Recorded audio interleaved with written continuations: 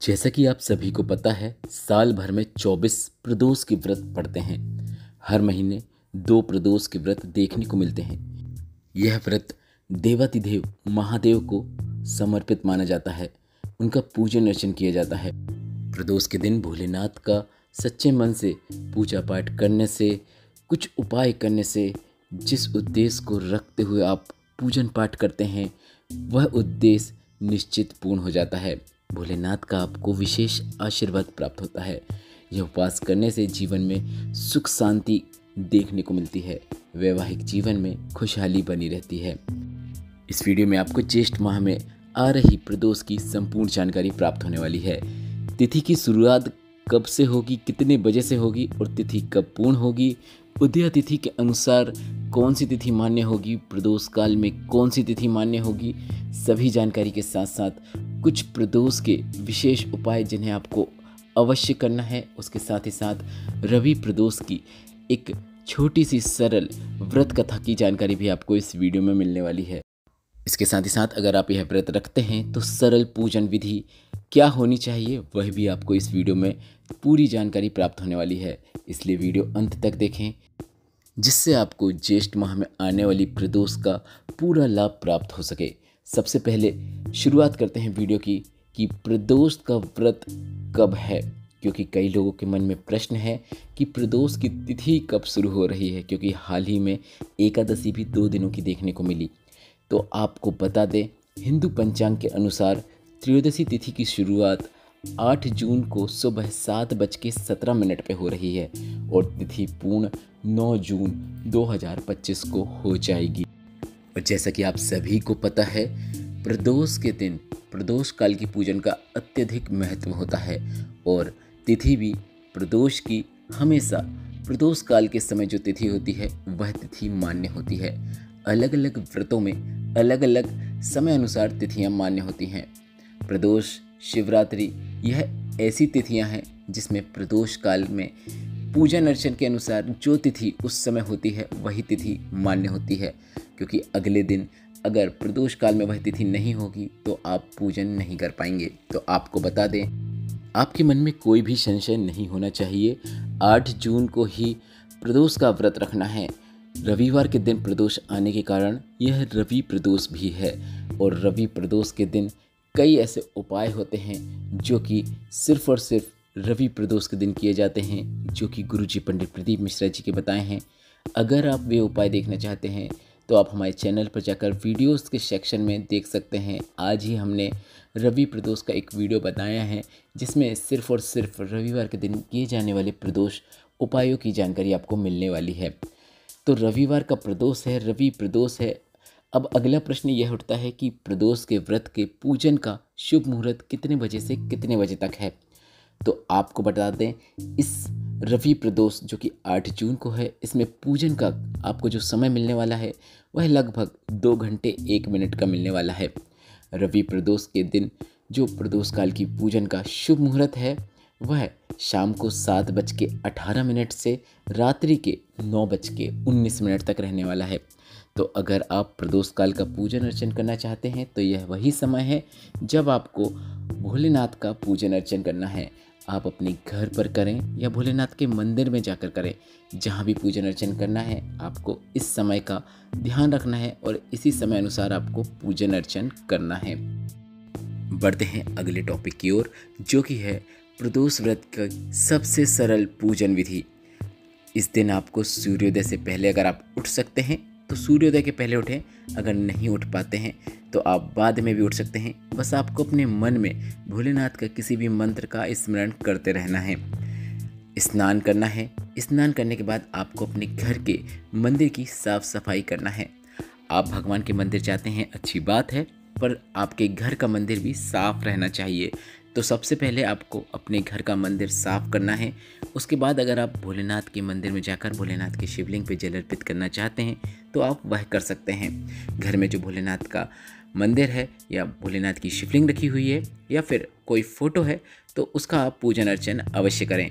धूप दीप नैवेद्य आदि अर्पित करें। इसके बाद शिवलिंग है तो शिवलिंग पर कच्चा दूध अर्पित करें, गंगा जल से अभिषेक करें। इसके बाद आप व्रत रखना चाहें तो व्रत रख सकते हैं, फलाहार करके रखना चाहें तो फलाहार करके रख सकते हैं, बिना फलाहार के रखना चाहें तो वह भी आप रख सकते हैं। यह आपके ऊपर निर्भर है। पर इस बात का आपको विशेष रूप से ध्यान रखना है कि आपका व्रत है तो आपको किसी की बुराई नहीं करना है, किसी का अपमान नहीं करना है और ऐसी कोई चीज़ नहीं करना है जिससे किसी को कष्ट पहुँचे। ऐसा करते हुए अगर आप कोई व्रत करते हैं तो वह व्रत में अगर आपसे कोई गलती भी हुई है तो वह भी भोलेनाथ क्षमा कर देते हैं। बस आप मन निर्मल और सच्चा होना चाहिए।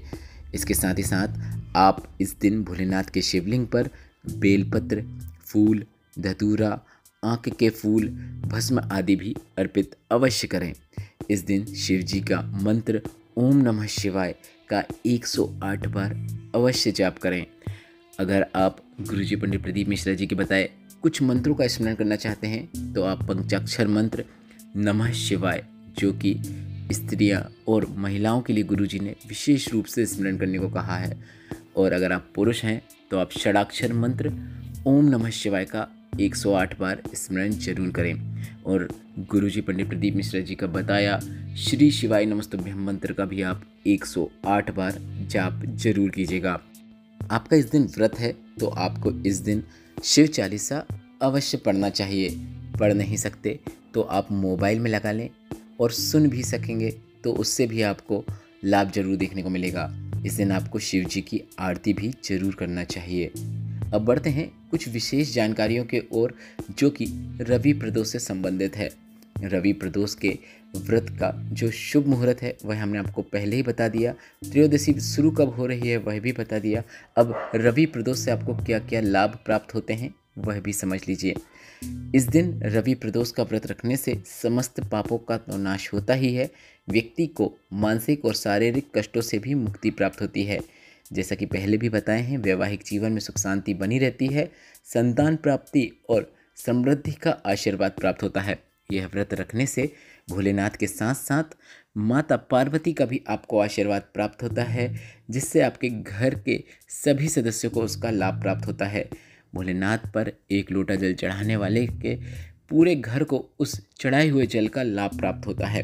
उसी प्रकार से रवि प्रदोष का व्रत रखने से जो फल प्राप्ति है वह भी पूरे परिवार के लोगों को प्राप्त होती है। अब बढ़ते हैं उपाय की ओर, जो कि गुरुजी पंडित प्रदीप मिश्रा जी का बताया एक ऐसा उपाय है जिसे अगर आपने रवि प्रदोष का व्रत नहीं भी रखा है और वह उपाय आप अगर कर देते हैं तो प्रदोष के व्रत रखने का संपूर्ण फल आपको प्राप्त हो जाता है। यह काफ़ी अच्छा मनोकामना पूर्ति, धन प्राप्ति, लक्ष्मी प्राप्ति, कर्ज मुक्ति, व्यापार वृद्धि उपाय है जिसे आपको इस प्रदोष में अवश्य करना है। संपूर्ण प्रदोष का फल प्राप्त करने के लिए प्रदोष के दिन प्रदोष काल में शाम का वह समय जब सूर्य अस्त हो रहा होता है तब से प्रदोष काल शुरू होता है। तो हम आपको एग्जैक्ट समय पहले भी बता दिए हैं, 7:18 से 9:19 तक प्रदोष काल के पूजन का मुहूर्त है। तो आपको उपाय भी तभी करना है। आपको अपने घर के मुख्य द्वार में सीधे हाथ की ओर, मतलब आपका मुख घर की ओर है, ऐसे में सीधे हाथ की ओर एक लंबी बाती का दीपक प्रज्वलित करना है। दीपक की लो घर के बाहर की ओर रखें। आप भोलेनाथ, माता पार्वती और नंदी को अपने घर में आमंत्रित कर रहे हैं कि हम पर कृपा करें, हमारे घर में पधारें। यह काफ़ी अच्छा विशेष प्रदोष का उपाय है जिसे गुरुजी पंडित प्रदीप मिश्रा जी ने अपनी कई शिव महापुराण कथा के दौरान बताया है, जिसे आपको इस रवि प्रदोष को 8 जून को अवश्य करना है। आपको बता दें, रवि प्रदोष का सीधा संबंध सूर्य से होता है, अतः चंद्रमा के साथ सूर्य भी आपके जीवन में सक्रिय रहता है। और रविवार के दिन प्रदोष आने पर रवि प्रदोष में अगर हम भोलेनाथ का पूजन अर्चन कर रहे हैं या फिर व्रत रख रहे हैं तो ऐसा करने से चंद्र और सूर्य अच्छा फल हमें प्रदान करने लगते हैं। सूर्य ग्रहों का राजा है। रवि प्रदोष का व्रत रखने से या फिर इस दिन भोलेनाथ को जल अर्पित करने से सूर्य संबंधित सभी परेशानियां दूर हो जाती हैं। आपको बता दें, यह प्रदोष सूर्य से संबंधित होने के कारण यह आपका नाम, यश और सम्मान भी आपको प्रदान कराता है। अगर आपकी कुंडली में अपयश का योग है तो यह प्रदोष का व्रत आप अवश्य रखें। कुछ विशेष प्रदोष व्रत जैसे रवि प्रदोष, सोम प्रदोष, शनि प्रदोष, यह व्रत को पूर्ण करने से अति शीघ्र आपको कार्य सिद्धि प्राप्त होती है और जो भी आपका कार्य अटके हुए होते हैं वह पूर्ण होते हैं। सर्व कार्य सिद्धि हेतु शास्त्रों में भी यह कहा गया है, यदि कोई व्यक्ति 11 मतलब 1 वर्ष तक त्रयोदशी का व्रत करता है तो उसकी समस्त मनोकामनाएं शीघ्र निश्चित पूर्ण हो जाती हैं। रवि प्रदोष से जुड़ी एक पौराणिक कथा इस प्रकार है।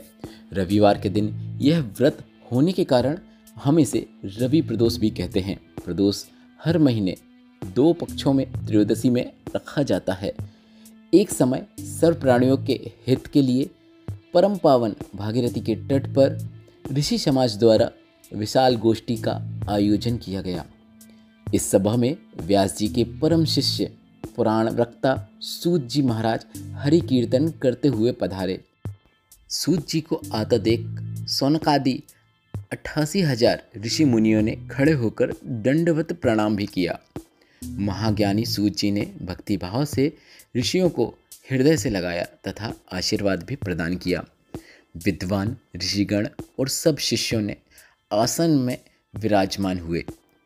सौनकादि ऋषि ने पूछा, हे पूज्यवर, महामते कृपया यह बताने का कष्ट करें कि मंगल पद कष्ट निवारण यह व्रत सबसे पहले किसने किया था और इसका क्या फल प्राप्त हुआ था। तो श्री सूत जी बोले, आप सभी शिव के परम भक्त हैं। आपकी भक्ति को देखकर मैं व्रती मनुष्यों का कथा का वर्णन कर रहा हूँ, जिसे आपको ध्यान से सुनना है। रवि प्रदोष की व्रत कथा के अनुसार एक गांव में अति दीन ब्राह्मण निवास किया करता था। उसकी साध्वी स्त्री प्रदोष व्रत किया करती थी। उसे एक ही पुत्र रत्न की प्राप्ति थी। एक समय की बात है, वह गंगा स्नान करने के लिए गया। दुर्भाग्यवश मार्ग में चोरों ने उसे घेर लिया और वे कहने लगे कि हम तुम्हें मारेंगे नहीं, तुम्हें अपने पिता के गुप्त धन के बारे में हमें बताना है। बालक दीन भाव से कहने लगा कि हे बंधुओं, हम अत्यंत दुखी और दीन हैं, हमारे पास धन कहाँ। तब चोरों ने कहा, तेरे पास इस पोटली में क्या बंधा हुआ है वह हमें दिखाओ।